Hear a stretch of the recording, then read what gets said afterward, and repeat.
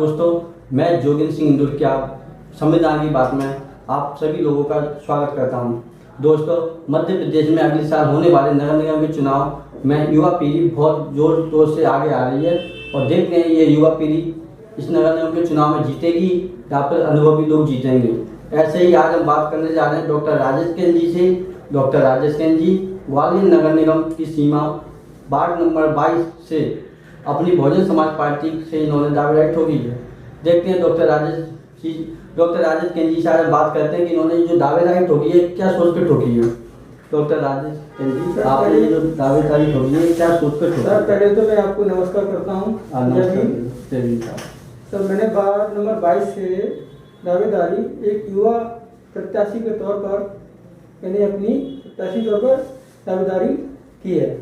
जो मेरे वार्ड के निवासी, इसमें बुजुर्ग, महिलाएं और मेरे साथी, इनने मेरे को बहुत अप्रिशिएट किया कि आप इस वार्ड नंबर 22 से चुनाव लड़ो। तो इसमें कम से कम हमारे बीच में एक नया युवा चेहरा आ रहा है जो अभी तक देखने को नहीं मिला। एक पढ़ा लिखा, एक अपने व्यवसाय से डॉक्टर है, तो उस पर लोग ज़्यादा भरोसा करेंगे। ये मेरे नगर के वार्ड नंबर 22 के लोगों का ऐसा कहना था। हालांकि मेरा इतना इंटरेस्ट नहीं था पार्टी में, फिर भी मुझे लोगों ने अपने इंटरेस्ट क्रिएट करने के लिए उन्होंने मेरे को अप्रिशिएट किया कि आप तो बस तैयारी करो, बाकी तो हम लोग साथ में हैं आपके। तो मुझे इतनी खुशी हो रही है कि कम से कम मेरे वार्ड के लोगों ने मुझे इस लायक समझा। अगर मान लीजिए आप ये चुनाव जीत जाते हैं तो क्षेत्र के लोगों के लिए आप क्या करना चाहेंगे? सर, मैं अपने क्षेत्र के लोगों के लिए, जैसा कि उन्होंने मेरे को भरोसा दिलाया है, तो मैं भी देता हूँ। मैं भी चाहता हूँ कि मैं भी उनकी बातों पर खरा उतरूँ। जैसे कि हर लोगों की समस्या कुछ ना कुछ रहती है, मगर सबसे मूलभूत जो समस्या है लोगों की, जो कि सबसे पहले आती है, देखो, लाइट है, पानी है, रोड है, और भी छोटी छोटी समस्याएं आती हैं जिस पे लोग ध्यान नहीं देते। नगर निगम में क्या होता है कि एक तो वार्ड का प्रत्याशी चुनने से एक फायदा होता है कि वो डायरेक्ट अपने से मिल सकता है, घर आ सकता है, बात कर सकता है। जो मेरे से खुल के बात करेगा तो मैं उनकी समस्या को अच्छे से समझूंगा। और फिर जैसे लाइट की समस्या, एक वो भी समस्या नगर निगम के अंतर्गत आती है। सबसे बड़ी समस्या है जो रोडों की है। ये आज देखो वार्ड नंबर 22 में जगह जगह इतने गड्ढे, इतने पानी का भराव रहता है कि बरसात के समय में काफ़ी लोगों के घरों में जाता है पानी, इससे कि उनके लोगों को बीमारी का शिकार होना पड़ रहा है। तो मैं तो एक डॉक्टर हूँ, तो मुझे समझ सकता हूँ कि गंदगी से यार कितना बड़ा लोगों को नुकसान हो रहा है। आज कोरोना वायरस भी देखो गंदगी के कारण ही है, मतलब एक तरह से इन्फेक्शन फैलता है जो अपनी बॉडी में काफ़ी सारी चीज़ों को इन्फेक्टेड करता है, जिससे कि दूषित हो जाता है आदमी। जैसे कि मलेरिया सबसे ज़्यादा होता है चीज़ों से, गंदगी से।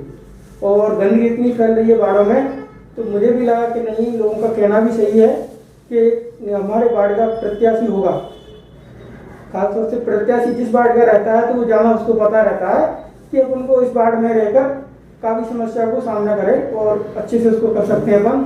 और सबसे बड़ी चीज़ है कि मैं डॉक्टर होने के नाते लोगों को ये भी कहूँगा कि भाई जितना हो सकता है साफ सुथरी तरीके से रहिए। ये कोरोना महामारी में अपन जितना अच्छे से बच सकते हैं अभी साफ सुथरे तरीके से, जैसे कि कोई भी इन्फेक्शन से बचने के लिए अपन को उससे बचाव करना है।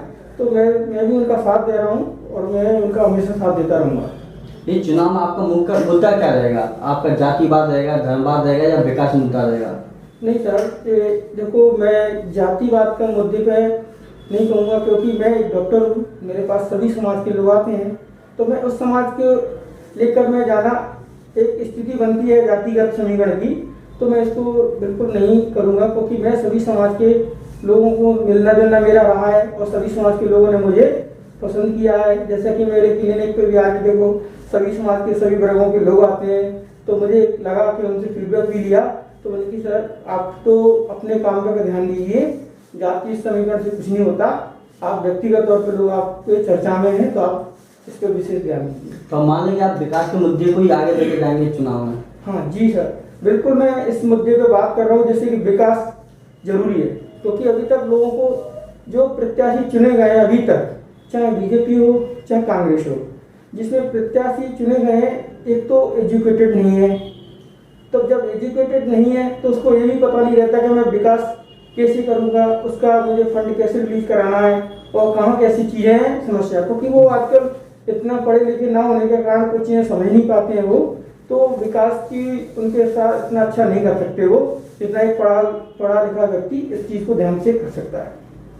आप सुन रहे थे डॉक्टर राजेश कैन जी को। Doctor Rajesh Kain ji oral surgeon है, इसके साथ ही ये बहुत अच्छे सामाजिक व्यक्ति हैं। लोगों का, काफ़ी लोगों का, गरीब लोगों का ये फ्री में इलाज भी करते हैं, उनसे फीस नहीं लेती हैं, दवाइयाँ फ्री देती हैं। आपको, मुझे बड़ी खुशी होगी कि आपने डॉक्टर साहब को सुनकर काफ़ी अच्छा लगा होगा। मैं जोगेंद्र सिंह इंदुरकिया, न्यूज़ टुडे ग्वालियर।